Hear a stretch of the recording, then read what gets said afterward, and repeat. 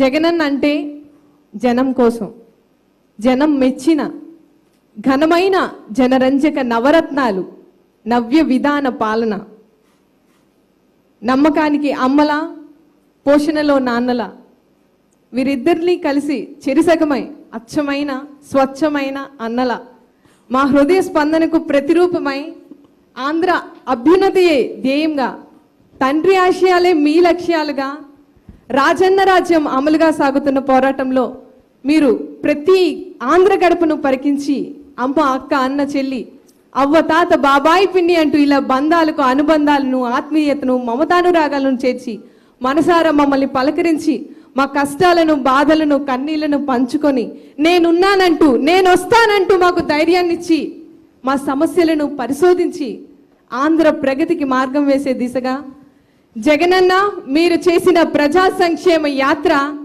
నిజంగా జన ప్రభంజనం సృష్టించింది. నీలి శ్వేత హరితములు అపర భగీరథుడు రాజన్న మధ్యగా మిరిమిట్లు గొలిపే 3 వర్ణముల పతాకం ఆంధ్ర అంతా అల్లుకుంది. సీఎం సార్, నవరత్నాల పేరుతో చేపడుతున్న సంక్షేమ పథకాలు ఆంధ్ర రాష్ట్ర ప్రజలకు ఎంతగానో ఉపయోగపడుతున్నాయి. అంతేకాదు ముఖ్యంగా విద్యార్థులమైనటువంటి మాకు జగనన్న విద్యా దీవెన ద్వారా మేము పూర్తి ఫీ రీయింబర్స్మెంట్ని పొందాము. అలాగే జగనన్న వసతి దీవెన ద్వారా నేరుగా మా తల్లుల ఖాతాలోనే జమ చేయడం అనేది చాలా గొప్ప విషయం. విద్యకు, వైద్యానికి చాలా ఎక్కువ ప్రాధాన్యత ఇస్తున్నారు. దేశ చరిత్రలోనే గ్రామ వార్డు సచివాలయాల నియామకం అనేది సువర్ణాక్షరాలతో లిఖించదగినది. దిశ చట్టాన్ని తీసుకొచ్చారు. విద్యార్థినీలు, స్త్రీలు అందరూ కూడా స్వేచ్ఛగా సమాజంలో మా కార్యకలాపాలు చేసుకోవడానికి మాకు ఎంతగానో ఉపయోగపడుతుంది. నాడు నేడు కార్యక్రమం ద్వారా పాఠశాలల్ని, ఆసుపత్రుల్ని అభివృద్ధి చేస్తున్నారు. మరీ ముఖ్యంగా కోవిడ్ టైంలో కూడా మా ఫ్యాకల్టీస్తో మాకు క్లాసెస్, డిజిటల్ క్లాసెస్ చెప్పించారు. Thank you very much sir. ఒకరోజు మా నాన్నగారికి యాక్సిడెంట్ అయినప్పుడు, మేమిద్దరం ఆడపిల్లలం సార్, మా నాన్నగారు ఎప్పుడు బాధపడుతూ ఉంటారు నేను మగపిల్లని కనలేదని. ఇంతకు ముందు బాధపడేవారు. అంటే మగపిల్లలు మాత్రమే పేరెంట్స్ని చూసుకుంటారని అపోహ ఉంది ప్రజల్లో. యాక్సిడెంట్ అయినప్పుడు నేను ఏం చేయలేకపోయానని చేసే పొజిషన్లో లేము. చావు బతుకుల్లో ఉన్న సమయంలో సకాలంలో ఆరోగ్యాన్ని అందించి ఆపరేషన్ చేసి ఆరోగ్యశ్రీ ద్వారా మేము మా నాన్నగారిని సంపాదించుకున్నాం సార్. నిజంగా ఈరోజు మా నాన్నగారు మాతో ఉంటున్నారంటే ఆరోగ్యశ్రీ ద్వారా.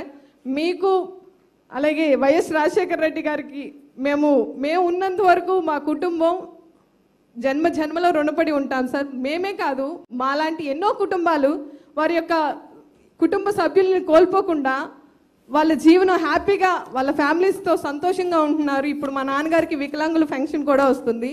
నేను మా నాన్నగారికి ధైర్యంగా చెప్పగలను, నేను జగనన్న పాలనలో మంచి ఉద్యోగాన్ని సంపాదించుకొని మా పేరెంట్స్ని నేను ఉంటున్నంత వరకు చాలా బాగా చూసుకుంటానని, అబ్బాయి కంటే ఎక్కువగా చూసుకుంటానని మాట ఇచ్చాను.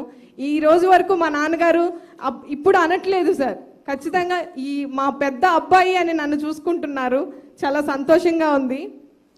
ఈ గ్రామ వార్డు సచివాలయాలు వచ్చిన తర్వాత సార్, మాకు ప్రభుత్వంతో ముడిపడి ఉన్న ప్రతి పని కూడా మాకు చాలా సులభతరం అయ్యింది సార్. మేము చాలా హెల్ప్ పొందుతున్నాం. దాని వలన చాలా ఇబ్బందులు ఫేస్ చేసేవాళ్ళం ఇంతకు ముందు. చాలా లైన్స్ వెయిట్ చేసేసి అప్పటికి పని జరుగుతుందా లేదు అనేది. కానీ ఇప్పుడు చాలా క్విక్గా అవుతుంది. చాలా హ్యాపీగా ఫీల్ అవుతున్నాము.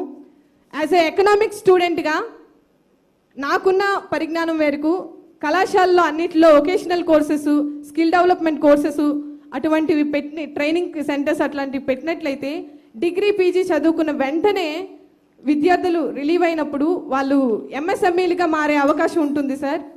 అప్పుడు సొంతంగా వాళ్ళ కంపెనీస్ పెట్టుకొని ప్రొడక్ట్స్ ఉత్పత్తి చేయొచ్చు. ఆ ఉత్పత్తి చేసిన ప్రొడక్ట్స్ని ఇతర రాష్ట్రాలకి అలాగే ఇతర దేశాలకు కూడా మనం సప్లై చేయొచ్చు సార్. అన్ఎంప్లాయ్మెంట్ తగ్గుతుంది. మన రిసోర్సెస్ తక్కువ ఉండొచ్చు సార్, కానీ హ్యూమన్ రిసోర్సెస్ అనేటువంటి నేటి యువత చాలా ఎక్కువ ఉన్నారు సార్.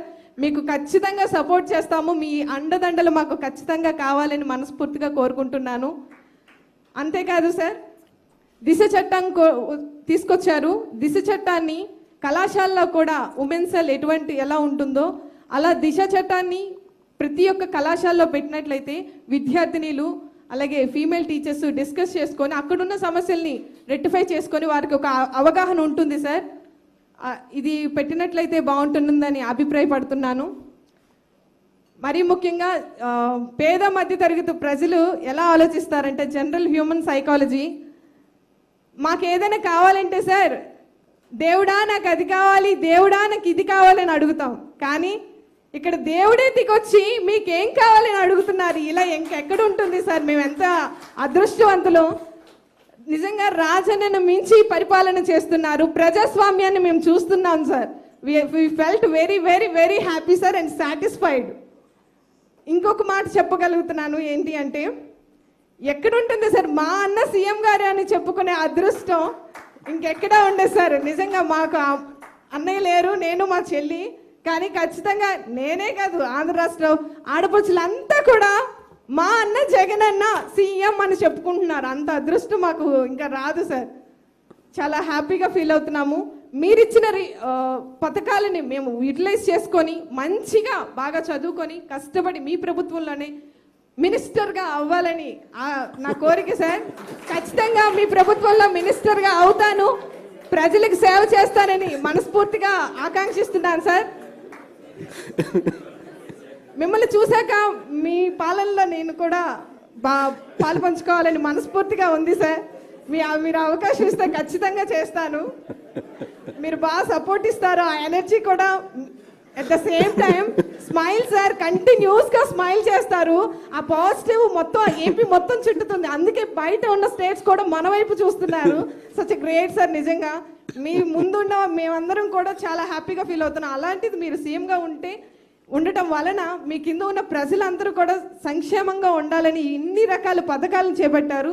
గ్రౌండ్ టు ఎర్త్ అందుతుందని మధ్యతరగతి కుటుంబంలో నుంచి వచ్చిన అమ్మాయిగా నేను చెప్తున్నాను సార్. రేపు పొద్దున్న మేము ప్రభుత్వంలో ఉద్యోగాలు చేపట్టి మాకు నమ్మకం ఉంది సార్. ఇంతకు ముందు మాకు మేము గవర్నమెంట్ కాలేజ్ నుంచి వచ్చాము, మేము మంచి ఉద్యోగాలు సంపాదించగలమా లేదా అని ఒక భయం అయితే ఉండేది. కానీ ఇప్పుడు మాకు ఆ భయం లేదు. మాకు మంచి ఉద్యోగాలు ఆల్రెడీ ఉన్నాయి, మేము వెళ్ళటమే లేట్ అనే టైప్లో మాకు అనిపిస్తుంది. Such a great thing sir. And నాకు ఇక్కడికి రావడానికి అవకాశం ఇచ్చినటువంటి మా కళాశాల ప్రిన్సిపల్ గారికి అలాగే ఇక్కడ ఉన్న పెద్దలందరికీ కూడా ప్రత్యేక ధన్యవాదాలు తెలియజేసుకుంటాను sir. Thank you very much sir. ఏం పేరు తల్లి మీ పేరు? చంద్రిక సార్.